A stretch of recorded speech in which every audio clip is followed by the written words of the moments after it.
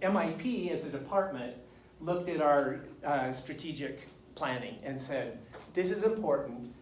As a strategic initiative, we are going to build a new AIDL facility. It was probably the biggest strategic initiative we put on the table, and we really had no plan on how we would achieve that. But we felt like we had to put it out there and say we were going to do it if we had any hope at all of reaching this point today.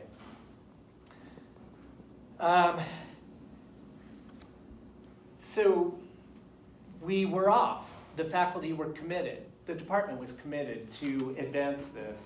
And all of the faculty and the staff and the students responded for every request to give a tour of the wonderful facilities to whoever might have wanted to see it.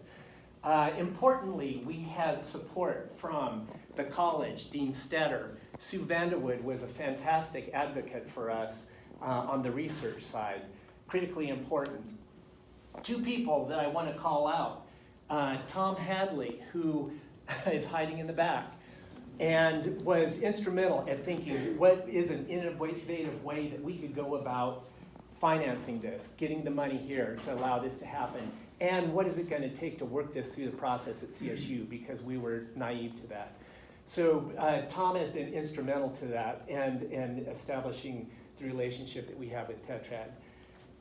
Edit Salai, who is the person who has kept the ball rolling, kept us moving forward all the time, and really organized us, and again organized us again here today, and will be doing so throughout the next phase of this project.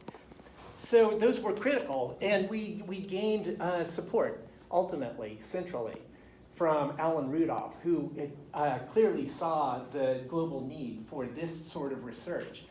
And understood the importance of preserving and building on our reputation as an institution, and providing a facility that really made us, that matched our world-class scientists with world-class facilities. Tony Frank, our president, is not unfamiliar with AIDL and all the people who built it. So it wasn't hard for Tony to understand what was at risk, really. And that was the case that we made. What was at risk?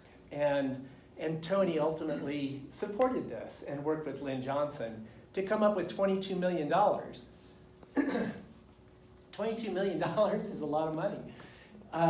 That is phenomenal, because it is difficult to point to another project at CSU that has dedicated that amount of money for research purposes alone, or primarily.